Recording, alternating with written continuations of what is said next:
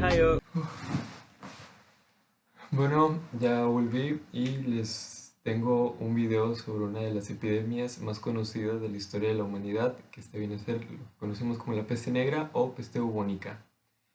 Y pues hoy les voy a hablar principalmente de lo que viene a ser la morfología de la bacteria, tanto como su patogenia, su estructura patológica, también sus manifestaciones clínicas, las muestras que sirven y lo más importante y lo que más causa impresión que vendría a ser la epidemiología.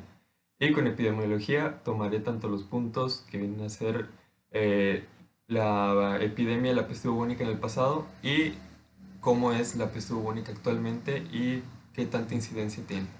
Bueno, comenzando con su morfología, tendríamos que la Yersinia pestis, que viene a ser la causante de la peste bubónica, viene a ser un bacilo que viene a teñirse usualmente con tinciones de Bright o tinciones de Giemsa en sus polos, como si fuera una cabeza de un alfiler. Eso es muy característico de la Yersinia pestis. También esta viene a proliferar en medios que tienen sangre o líquidos de tejidos y vienen a hacerlo también a una temperatura de 30 grados centígrados.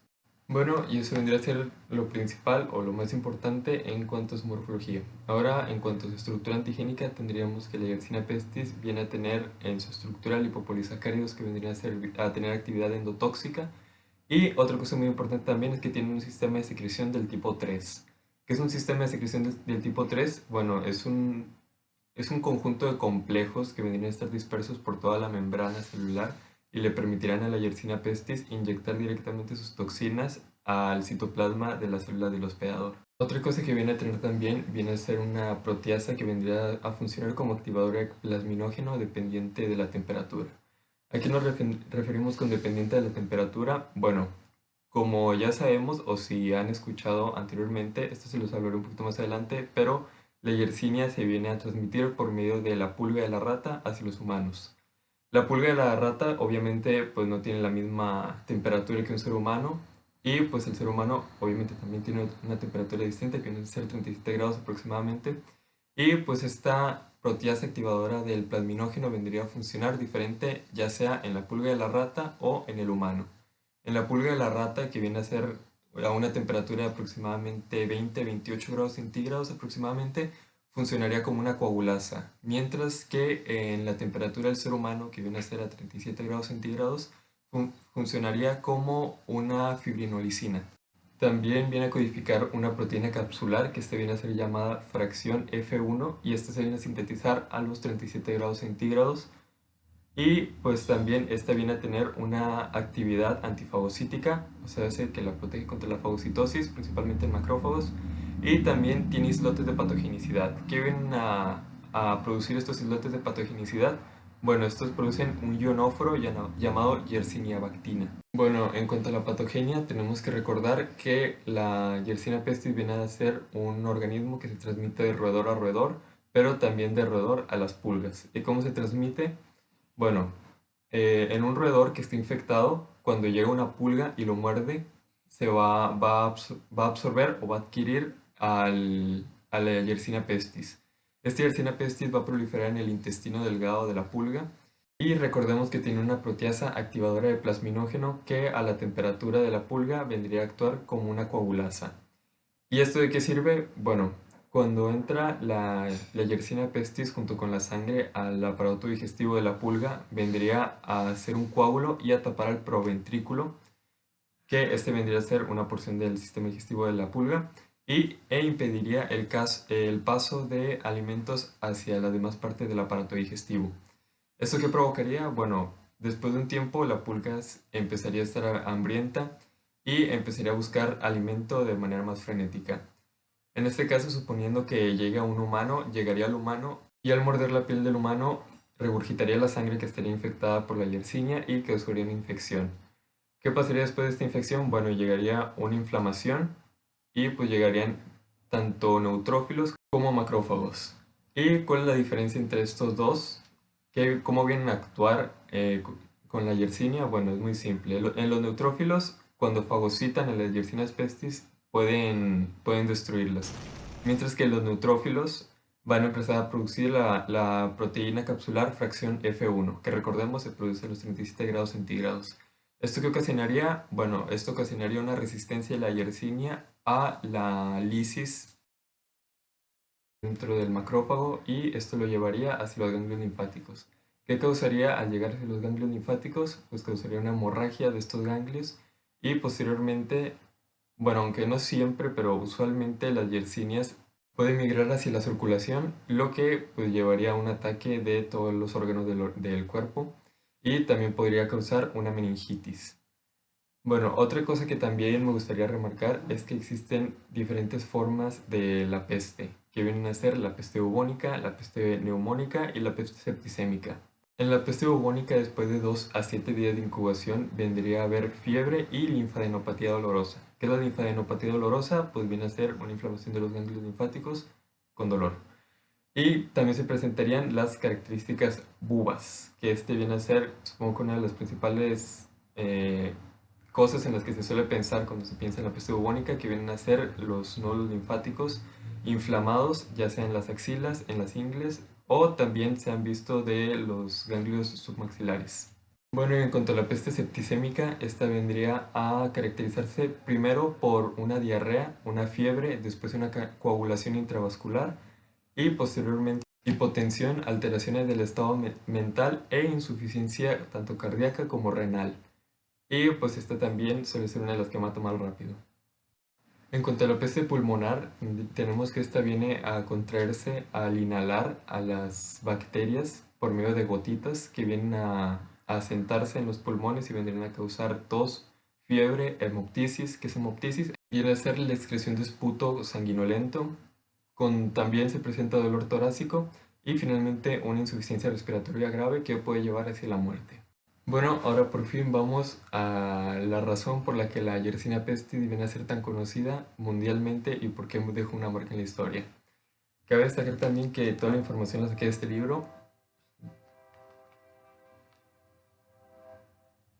Bueno, toda la información la saqué de este libro, un libro ya bastante viejo que me encontré aquí en la casa de mis abuelos, pero pues me sirvió para documentar sobre la Yersinia pestis.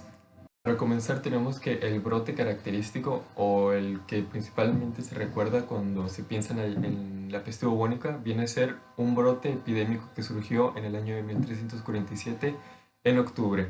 Este surgió en las tropas mercantes de Genovesa que fueron a ir hacia Mesina y Cilicia. ¿Cómo fue que se dieron cuenta de que llevaban la infección? Bueno, estos navíos mercantes vendrían a tener principalmente pieles y sedas y con ellos también vendrían a tener roedores. Recordemos que la higiene no era muy buena en esa época y esos roedores vendrían a ser infectados con la bacteria de la Yersinia. Varios de los tripulantes de estos navíos ya presentaban las características de la peste bubónica, como por ejemplo las bubas o pues también la hemoptisis, y cuando arribaron en el puerto, Cilicia se dio cuenta de esto y mandó inmediatamente a los navíos hacia el mar libre y pues realmente eso ya no sirvió de nada porque la infección ya se empezaría a propagar entre ellos porque pues ya habían tenido contacto los ciudadanos o las personas que estaban ahí con los infectados y pues así empezaría el brote de la peste bubónica. Después de esto llegaron más navíos mercantes y estos navíos fueron recibidos más agresivamente con flechas en llamas y pues los ahuyentaron o no estoy seguro si los quemaron, no hay documentación de eso, pero pues supongo que si les cayó una flecha con fuego a los barcos de madera, supongo que lo más normal vendría a ser que se quemaran. Desde este momento empezaría a diseminarse o esparcirse el brote de la peste bubónica, que esto realmente no tardó mucho tiempo, ya que la peste bubónica era demasiado infecciosa y pues realmente no tardaba mucho en matar a las personas infectadas. Aproximadamente tardaba 3 días entre la aparición de los bubones y otros síntomas hasta la muerte. Hay que recordar que en esa época las medidas de higiene y salubridad no eran muy buenas y usualmente se convivía diariamente con ratas, que eran principalmente las ratas negras que vienen a ser una especie que se llama Ratus ratus. Y pues usualmente como se convivía mucho con estas, también se convivía mucho con las pulgas de estas ratas, las cuales empezaban a transmitir cada vez más el microorganismo. Conforme más se expandía, el miedo hacia esta enfermedad vendría a ir aumentando. Y el terror llegó a tales grados que según personajes como Boccaccio, lo describen de la siguiente manera y se lo cito aquí con este libro. Era tal el terror que se apoderaba de los corazones de los hombres y mujeres por tal calamidad que los hermanos abandonaban los hermanos, y el tío al sobrino, y el hermano al hermano, y con mucha frecuencia la esposa al marido. Peor aún y casi increíble era que padres y madres se negaban a ver y atender a sus hijos como si no fueran suyos. En ese entonces era en el tiempo en el que más se estaban acumulando los cadáveres en las calles. Usualmente lo que se hacía era que, pues como no había personas que se lo llevaran por el miedo hacia la enfermedad. De hecho, ni por dinero, ni por amistad, ni por nada se llevaban estos cadáveres. Usualmente lo que se hacía era que se llevaban hacia afuera, junto con los enfermos que aún no estuvieran muertos, y se quemaban. Y pues supongo que sí se querían librar del exceso de cadáveres, pero pues realmente no ayudaba mucho ya que era demasiado infeccioso y al mínimo contacto ya estaban infectados. En otras ciudades como en Milán se tomaban medidas más drásticas. ¿Y cuáles eran estas medidas? Bueno, estas medidas eran literalmente encerrar en sus casas con madera o con piedras en las casas de los infectados, incluso si había personas que estuvieran sanas entre ellos.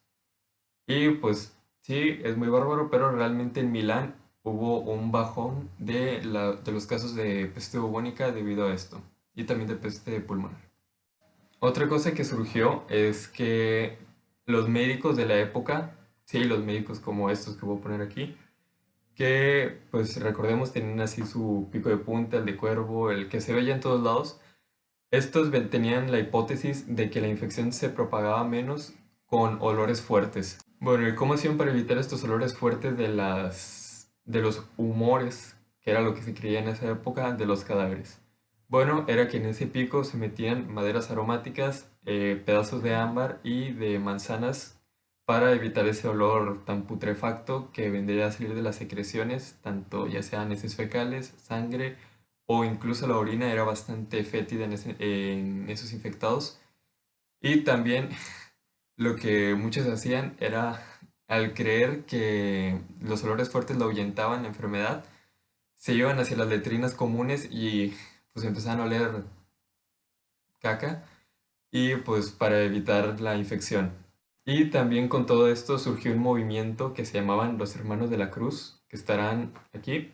Y los Hermanos de la Cruz, o también conocidos como flagelantes, ya se harán una idea de lo que hacían con el nombre. Los flagelantes eran un grupo religioso bastante extremista, si se pudiera decir, que creía que la peste bubónica estaba producida por la gloria del mismísimo, o sea, de Dios. Y pues, ¿qué hacían para apaciguar la ira de Dios? Pues muy simple, pues se flagelaban. ¿Y cómo se flagelaban? Bueno, agarraban látigos de cuero con puntas de metal y pues usualmente iban de ciudad en ciudad peregrinando y se sentaban en círculo y el líder del grupo vendría a pasar y el que apostara una postura mala, pues le daba. Y pues así se iban abriendo. Luego se paraban y luego en una fila de dos en dos iban caminando por toda la ciudad, dándose latigazos en la espalda con los mismos látigos. Y también eran tan extremistas que para unirse al grupo, sí, eran bastante elitistas, la verdad. Para unirse al grupo tenían que pasar una prueba. ¿Cuál era esa prueba? Era flagelarse 3 veces al día en la espalda con los látigos por 33 días. Un día por cada año que pasó Cristo en la tierra. Y después de esto, pues ya podían entrar al grupo. Y pues otras cosas que tenía el grupo era que no podían rasurarse ni tener relaciones sexuales. Creo que no podían ni bañarse y tenían bastante mala higiene. Conforme esto fue escalando, fue aumentando el fanatismo entre los miembros de los flagelantes y se fue degenerando esto hacia que los líderes de los grupos ahora eran similares a Jesucristo en vida y podían revivir muertos, curar enfermos y expiar pecados. Cosa que incluso para la época pues no podían porque realmente no eran nada relacionado con la iglesia, sino que nada más eran personas que se estaban flagelando cada cierto tiempo. Otra cosa que se les atribuyó a estos flagelantes es que, pues como era la época en la que la religión estaba muy presente, ¿qué es lo primero que se piensa cuando es la ira de Dios? Bueno, es en los judíos. ¿Y qué se hacía con los judíos en esa época? Bueno, los judíos en esa época, pues se agrupaban en fosos o en casas con cabañas de madera y se quemaban. y según esto apaciguó a la ira de Dios. Y fueron muchos los judíos que se llegaron a matar, aproximadamente en un poblado hubo unos 2000 muertos en un solo día con el paso de los flagelantes por ahí. Y pues realmente eso sí afectó bastante a la comunidad de los judíos, ya que la redujo bastante en Europa. Y pues también después de 2 o año y medio aproximadamente hubo una disminución de los casos de peste bubónica. Y esta disminución de los casos de peste bubónica fue gracias a la exterminación de los judíos y también hacia las constantes flagelaciones de los flagelantes.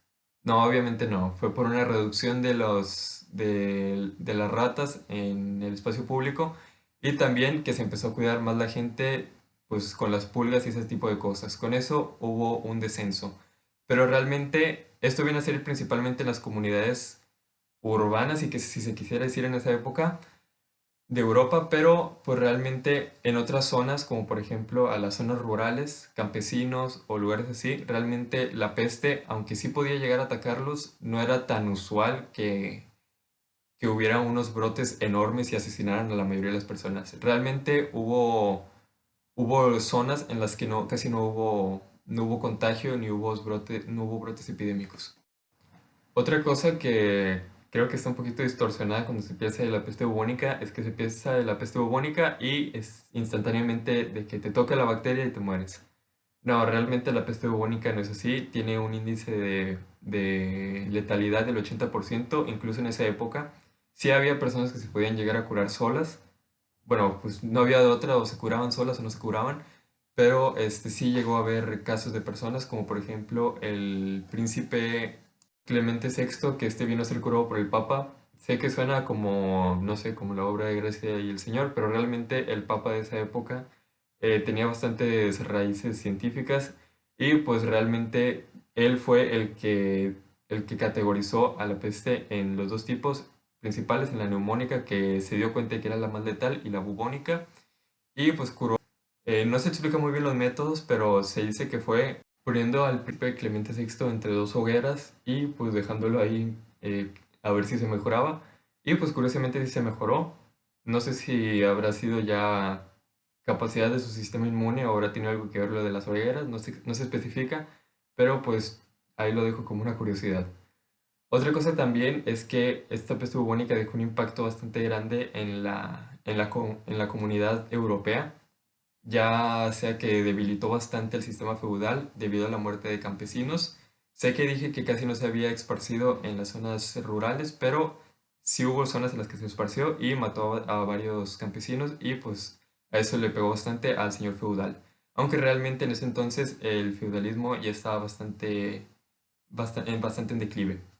Otra cosa también es que, aunque suene raro, la peste bubónica dejó a bastantes personas con una riqueza. ¿Y cuál es esa riqueza y cómo la consiguieron? Bueno, es que es debido a la muerte de los familiares cercanos, pues al testamento de estos familiares cercanos, pues ellos obtenieron las riquezas de la familia y pues obtuvieron más dinero. Y pues este vendría a ser el brote epidémico más importante de la peste. Ha habido más. De hecho, después de que se recuperaran en este brote pasado, 10 años después hubo otro brote. Y pues bueno, actualmente la peste bubónica es bastante rara. Viene a estar dada principalmente en casos esporádicos que tienen contacto con las ratas, principalmente en Asia y en India. Y de estos principalmente en Vietnam. Así que si algún día salen a Vietnam, pues cuídense de que no vayan a estar muy en contacto con ratas. Otros lugares también son África, también pueden ser Norteamérica y Sudamérica.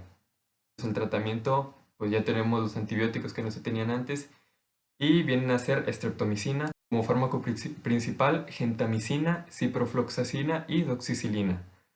Y pues a veces pueden usar estos fármacos en combinación entre ellos. Bueno, esto ha sido todo acerca de la peste bubónica.